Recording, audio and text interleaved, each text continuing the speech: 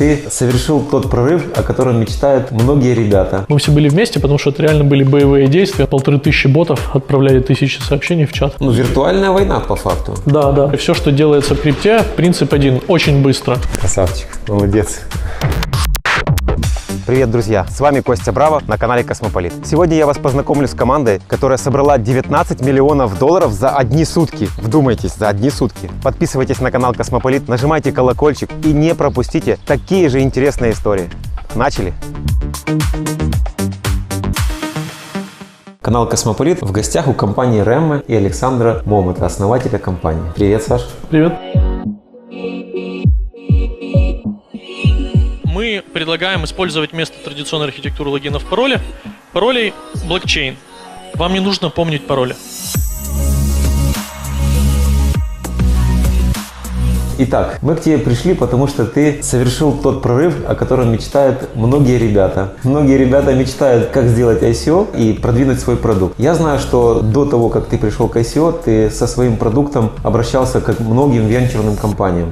Да. Расскажи об этом опыте и почему ты все-таки решил идти в ICO. Да, когда мы начинали, мне только пришла в голову эта идея, я решил, что нужно пойти спросить мнение тех ребят, кто уже делал бизнес, кто разбирается в IT-бизнесе, кто может мне сказать, будет ли это пользоваться спросом. Какой это год был? Это был 15-й год, iForum, это другие конференции, там стартап-краш-тесты, на которые я ходил, после этого приходил к тем, кто проводил эти мероприятия, к тем, кто известен там в нашей так называемой стартап-тусовке. Я еще не знал, что она так называемая, ее как бы не существует, а есть люди, которые себя позиционируют как фонды, там менторы, еще кто-то. По факту помочь такому человеку, как я, они не то что не могли, они просто не понимали суть заданного вопроса. Я понимал, что я у них никогда не привлеку деньги, у меня почему-то была такая уверенность, что очень редки инвестиции в Украине по объективным причинам, но что никто не сможет мне даже дать нормальную обратную связь по идее, вот это для меня было открытием. Поэтому... А в чем разрыв был? Они не понимали вообще этот бизнес, они не могли понять ни что такое блокчейн, ни у кого из них не было еще экспертизы на тот момент. Никто из этой тусовки понятия не имел вообще, что это. Не мог мне сказать, правильная ли идея в принципе, есть ли запрос на это, будет ли это пользоваться популярностью. И в тот момент я понял, что бесполезно в Украине что-то спрашивать. Я написал Виталику Бутерину и в BoostVC. BoostVC это акселератор в долине. Ну, Виталик Бутерин уже, я думаю, все знают.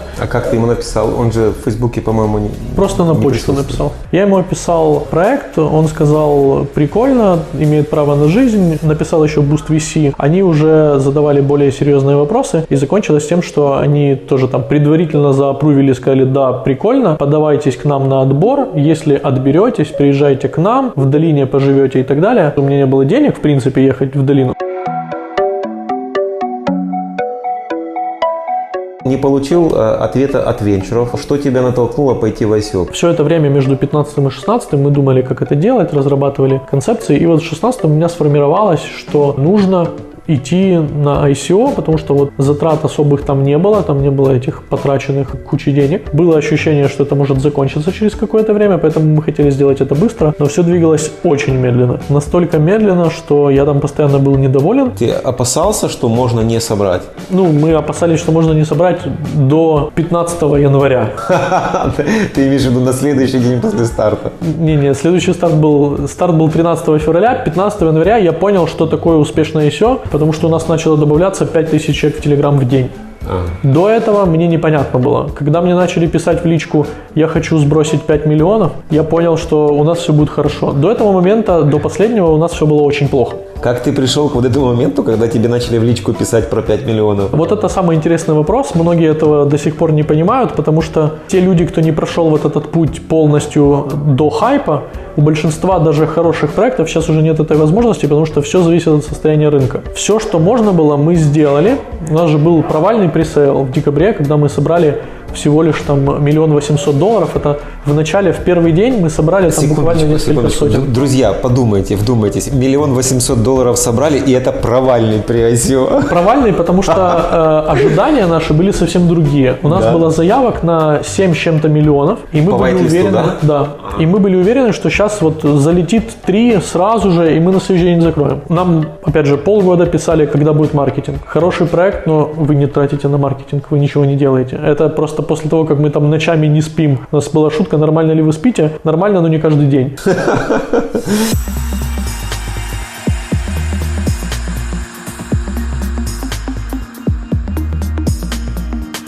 Но вот вы, получается, после при ICO переехали в этот офис, и вот здесь фактически был ваш штаб, центр управления полетом. Принцип офиса и вообще все, что делается в крипте, принцип один – очень быстро. Мы выбирали этот офис по одной причине, выбрали, точнее, много было вариантов, но выбрали мы именно этот офис, потому что тут были столы уже, мебель. Только поэтому? Да, это была вообще самая важная вещь, потому что мы могли сразу заехать и начать работать. Ничего не нужно было делать. Нам все равно было, что вокруг, там условно, мы выбирали так, ну вроде нормально, пришли, посмотрели, мебель есть, заезжаем.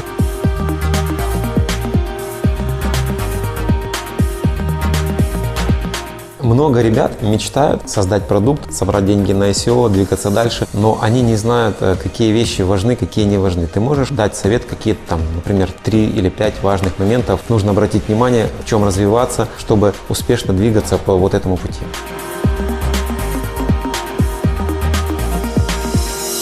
Нужно постоянно адаптироваться, изучать, что происходит. Адаптироваться, изучать. Не бояться каких-то новых вещей, слушать, что тебе говорят, экспериментировать. В идеале, конечно, нужно провести большую подготовительную работу. То, что никто сейчас не делает, то, что мы делали 3 года, сейчас все делается за 2-4 месяца. Но за 2 месяца это сделать нереально. Реальный срок это 4-6 месяцев, но это достаточно мало, чтобы хорошо сформулировать продукт. Если вы не огромный специалист в этом, если у вас уже нету работающей компании, если вы делаете все с нуля, то времени понадобится больше. Поэтому нужно искать такой фидбэк, искать людей, кто в этом разбирается. И чем лучше будет проработана идея, чем живее там токен-экономика, чем более насущную проблему это решает, чем нативнее там блокчейн, тем лучше это продастся. По факту таких проектов очень мало. Если действительно проект решает живую проблему и все это там есть, он легко соберет. Этому человеку уже приходят сообщения там, а куда проинвестировать, хотя они еще не объявляли ничего. Очень сильная идея, когда хотят уже пользоваться продуктом, да, даже еще не почувствовав его. Друзья, я хочу вас познакомить с такими же интересными проектами. Подписывайтесь, нажимайте колокольчик и первыми смотрите новые истории. Продолжаем. У вас, наверное, один из самых успешных вообще на территории СНГ ICO. За одни сутки вы собрали 19 миллионов эфиров. Да. Вот за вот эти сутки какие были риски? Были ли на вас атаки? Если до этого мы готовились к такому вяленькому ICO, как это было на пресейле, то, увидев этот хайп, я понимал, что мы привлекли к себе внимание. Было 2 группы атакующих, одна из Индии, другая из России. Да, мы потом узнали, на тот момент мы еще не знали, но мы догадывались, что, наверное, кто-то следит, потому что начали появляться там фейковые страницы, начали добавляться фейковые боты или просто боты. В Telegram? Да. Началось с того, что еще мы сами затупили, когда собирали через бота в Телеграме. У нас неправильно была построена, там маленькая ошибка была в логике работы библиотеки, и у нас закрашился бот, ну, то есть упал бот. Естественно, тут же понеслась, что да какое вообще кибербезопасность, они не могут себе даже бота сделать. Любое вообще лишнее движение тут же вызывает шквал недовольства. Расскажи дальше все-таки. Вот вас начали ломать, да? У вас как бы один фронт был, несколько фронтов обороны. У нас было 5 разных команд, которые помогали нам с кибербезопасностью. Наша внутренняя команда, Хакен, еще 2 человека, которые баг-баунти, хантеры внешне, и еще 1 человек, который отдельно там тестил все после них. В результате нам, например, говорили: у вас здесь дырка, ваш IP-шник видно, его будут дедосить. Мы думали, как его правильно скрыть. Значит, мы делали вид, что мы ничего не понимаем, и мы сначала закрывали его Cloudflare, а так как он был засвечен, то злоумышленник думал, что мы идиоты, и мы не понимаем, что он уже его засек и будет его атаковать. По факту мы сначала его закрывали, потом меняли, и он атаковал пустое место или какой-то другой IP-шник. И таких моментов было много. И это все в течение одних суток? Готовились мы, скажем так, недели 2. Так. Но самый баттл начался, это был не токен сейл, то есть мы уже вообще не переживали про количество людей, которые хотят нам занести. У нас заявок было на $150 миллионов подтвержденных уже. Вопрос стоял не собрать, а вопрос стоял не упустить вот эту возможность. Не допустить взлом. На тот момент, я помню, чуть ли не каждый токен сейл какую-то часть крали деньги с помощью скама. Да, постоянно. У нас не украли ничего.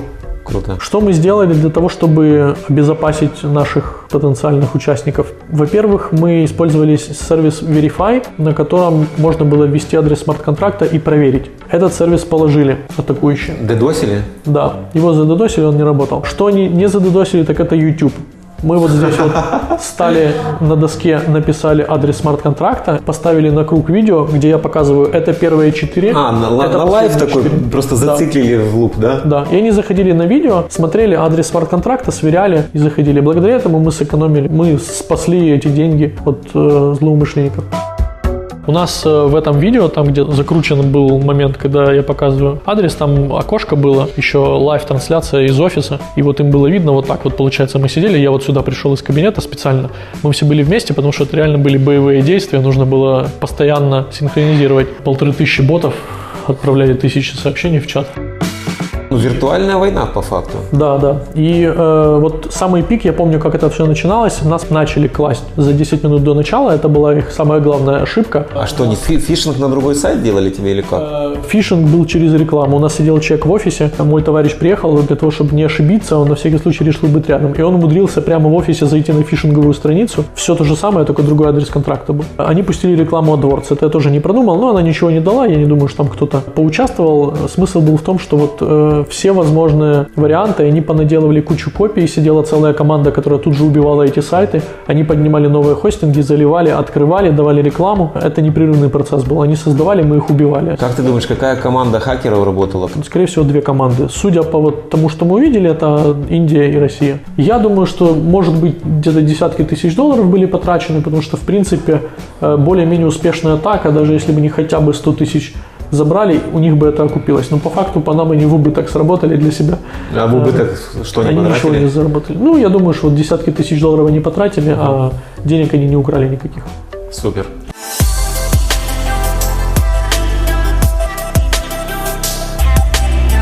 А расскажи, как ты собирал команду? Очень важный момент – это боевая команда. Вот как ты ее собирал? Смотри, ключевое, неважно, чем человек занимался до этого, неважно, какое у него образование, у нас было основное требование знания английского языка и умение обучаться. Все люди учились по ходу, никто ничего не умел. И мы даже не могли им сказать. Вот есть люди, которые просто не вписываются в такую систему, потому что они привыкли, что им говорят, что делать. А как ты понимал, он готов обучаться или нет? Нас научили наши адвайзеры, какие вопросы задавать. А расскажи, какие это вопросы нужно задавать. Ну, вот есть, например, вопрос наш любимый, который постоянно всплывает.